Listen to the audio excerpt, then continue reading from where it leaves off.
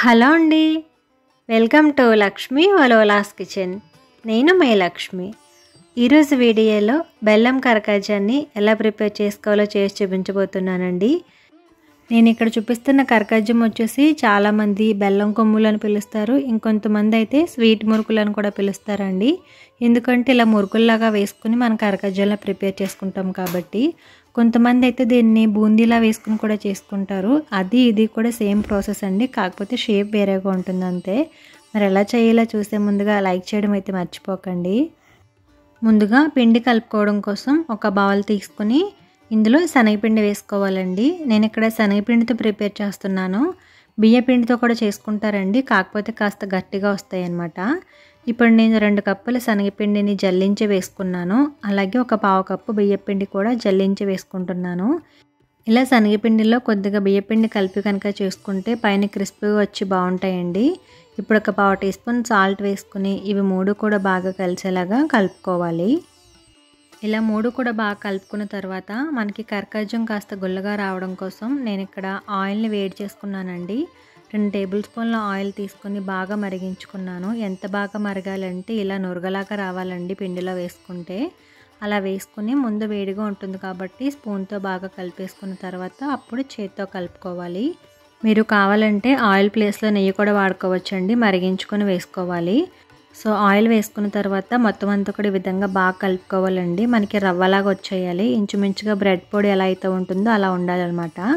ఇలా కలుపుకున్న తర్వాత కొద్దిగా వాటర్ వేసుకుంటూ పిండిని మనం కలుపుకోవాలి. ఒకటేసారి వాటర్ని ఎక్కువగా వేయకుండా కొద్దిగా మన అవసరం మేరకు వేసుకుంటూ పిండిని బాగా కలుపుకోవాలి.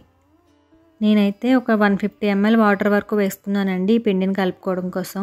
అండ్ మన పిండిని కలుపుకునేటప్పుడు మరీ లూజ్గా కలుపుకోకూడదండి. మరీ కనుక లూజ్గా ఉంటే మనం ఆయిల్లో ఫ్రై చేసేటప్పుడు ఆయిల్ ఎక్కువ పీల్చేస్తుంది. అలా అని గట్టిగా కలిపేసుకుంటే మన మురుకుల్లో వేసుకునేటప్పుడు సరిగా రాదండి, కొంచెం గట్టిగా ఉంటే కనుక. అందుకోసం ఈ విధంగా ఉండాలి.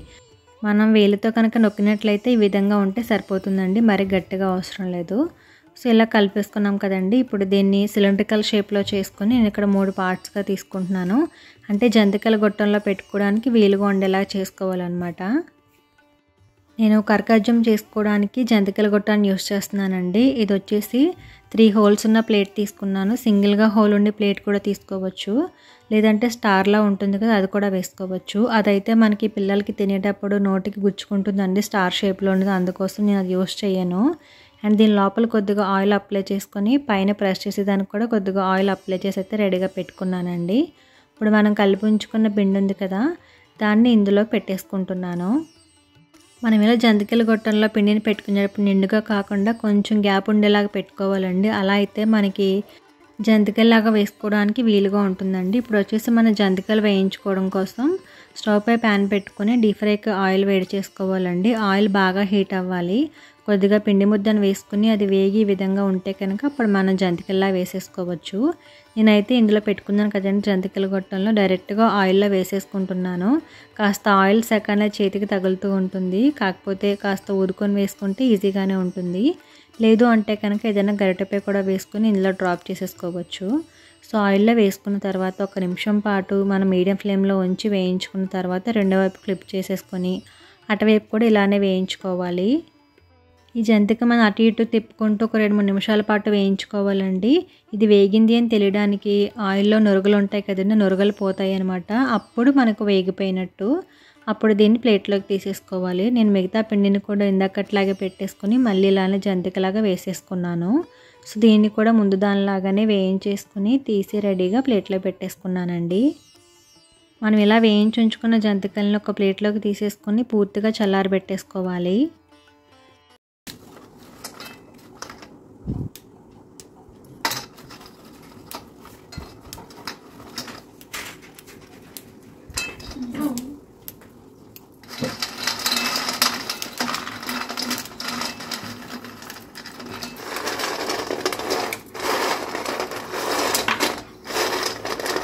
చూసారు కదా జంతికలు ఎంత క్రిస్పీగా వేగాయో. ఇలా క్రిస్పీగా వేగితేనే కరకాజం కూడా మనకి తినడానికి బాగుంటుందండి. ఇలా బ్రేక్ చేసేసుకొని పక్కన పెట్టుకొని ఇప్పుడు పాకం పెట్టుకోవడం కోసం స్టవ్ పై వేరే ప్యాన్ పెట్టుకొని ఇందులో 2 కప్స్ బెల్లం తురుము వేసుకోవాలండి. ఏ కప్పుతో అయితే శనగపిండి తీసుకున్నామో అదే కప్పుతో 2 కప్పులు బెల్లం తురుము వేసుకోవాలి. బెల్లం తురుము వేసుకున్న తర్వాత 1/2 కప్పు వరకు వాటర్ వేసుకోవాలండి. వాటర్ ఎక్కువగా వేసుకుంటే పాకం రావడానికి టైం పడుతుంది కాబట్టి తక్కువగా వేసుకున్నాను. లో ఫ్లేమ్లో ఉంచుకుని ఈ బెల్లాన్ని వాటర్లో కరిగేంత వరకు కలుపుకోవాలి. చూసారు కదా, ఇలా బెల్లం అంతా కూడా కరిగి మనకి పాకంలాగా వచ్చేస్తుంది. ఇప్పుడు ఈ పాకంలో ఏమైనా నలకలు అవి ఉంటాయి కదండి, సో బెల్లంలో జనరల్గా వస్తూ ఉంటాయి కదా, అది వడకట్టేసుకుంటే మనకి బాగుంటుంది అనమాట. నేనైతే వడకట్టేసుకొని మళ్ళీ ఆ ప్యాన్ శుభ్రంగా కడిగి స్టవ్ పై పెట్టుకున్నానండి. ఇలా కడుక్కున్న ప్యాన్లోనే వడకట్టి ఉంచుకున్న బెల్లం పాకం ఏదైతే ఉందో దాన్ని వేసేసుకుంటున్నాను. మనం బెల్లం కరగడం కోసం వాటర్ తక్కువ వేసుకున్నాం కాబట్టి పాకం చాలా త్వరగా వచ్చేస్తుందండి. మనం వడకట్టిన పాకాన్ని ఇందులో వేసుకున్న తర్వాత లో ఫ్లేమ్లోనే ఉంచుకోవాలి. అలాగే ఒక 1 టీ స్పూన్ ఇలాచీ పౌడర్ కూడా వేసుకొని గరిటెతో కలుపుకుంటూ ఉండాలి. అలాగే మధ్య మధ్యలో మనం చెక్ చేసుకుంటూ ఉండాలి పాకం వచ్చిందా లేదా అనేది. ఒక 2-3 నిమిషాలకి ఇదంతా కూడా బాగా మరిగి పాకం అనేది రావడం స్టార్ట్ అవుతుందండి. మనకి పాకం వచ్చిందా లేదా అని తెలుసుకోవడం కోసం గరిటెతో కొద్దిగా పాకం తీసుకుని 2 వేళ్లతో కనుక నేను చూపిస్తున్న విధంగా చేసుకుంటే మనకి తీగ పాకంలా వస్తుందండి. కాకపోతే ఇది కొంచెం ముదురు తీగ పాకంలాగా తీసుకోవాలి. అలా అయితే మనకి కర్కజ్జంకి పర్ఫెక్ట్గా సరిపోతుంది. చూసారు కదా, ఇది వచ్చేసి కాస్త ముదురుగా ఉండాలి. ఇలా వచ్చిన తర్వాత మనం ముందుగా వేయించి ముక్కల్లాగా చేసుకున్నాం కదా జంతికలు, అవన్నీ కూడా ఇందులో వేసేసుకొని పాకంలో బాగా కలిసేలాగా కలుపుకోవాలండి. జంతిక ముక్కలన్నీ కూడా మనం పాకంలో వేసేసుకున్న తర్వాత స్టవ్ ఆఫ్ చేసేసుకోవాలండి. మనం కలుపుకునేటప్పటికి ఇంకా మనకి పాకం అనేది లిక్విడ్లా ఉంటుంది, కానీ వితిన్ సెకండ్స్లో మారిపోతుందండి. కలపడం అస్సలు ఆపకూడదు. ఈ పాకం అంతా కూడా వాటికి బాగా పట్టేలాగా కలుపుకుంటూనే ఉండాలి. చూసారు కదా, నేనైతే అలా ఆపకుండా కలుపుతూ ఉన్నానండి. ఒక 2 నిమిషాలకి పాకం అంతా కూడా వీటికి ఎలా పట్టేసిందో అండ్ మనకి ఇక్కడితో అయితే బెల్లం కరకజ్జం అయితే రెడీ అయిపోతుందండి. మనం కలుపుకుంటూ అలా వదిలేస్తే కనుక అది గట్టిగా అయిపోయి మనకి అచ్చుల్లాగా వచ్చేస్తుంది. బూందీ మిఠాయి చేసుకుంటాం కదా, అంటే బూందీతో కరకజ్జం, అప్పుడు మనం బూందీ ఇందులో కలిపేసి అలా వదిలేస్తే అప్పుడు మనం అచ్చుల్లా తీసుకోవచ్చు అనమాట.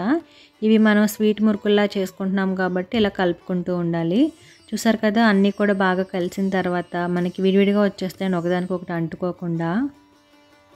మరి చూసారు కదండి, బెల్లం కొమ్ములు అలాగే స్వీట్ మురుకులు బెల్లం కరకజ్జం ఈ మూడింటిని కూడా ఒకేలా పిలుస్తారు. ఎలా చేసుకోవాలి అనేది మా ఊర్లో అయితే కనుక బూందీతో చేస్తారండి. చాలా బాగుంటుంది, నాకైతే చాలా ఇష్టం. సో ఒకసారి అలా కూడా ట్రై చేస్తాను. అండ్ మరి ఈ వీడియో కనుక మీకు నచ్చితే మీరు కూడా ఒకసారి ట్రై చేయండి. అలాగే మీరు ట్రై చేసిన తర్వాత మీకు ఎలాగొచ్చిందో కూడా నా కామెంట్లో చెప్పడం అయితే మర్చిపోకండి. సో ఇలాంటి పిండి వంటలు అయితే నా ఛానల్లో ఇంకా చాలా పోస్ట్ చేశానండి. వాటి లింక్స్ అన్నీ కూడా వీడియో కింద డిస్క్రిప్షన్లో ఇస్తాను. ఇంట్రెస్ట్ ఉంటే కనుక ఒకసారి చెక్ చేయండి. అండ్ తప్పకుండా సబ్స్క్రైబ్ చేసి నాకైతే సపోర్ట్ చేయడం మర్చిపోకండి. Thank you for watching.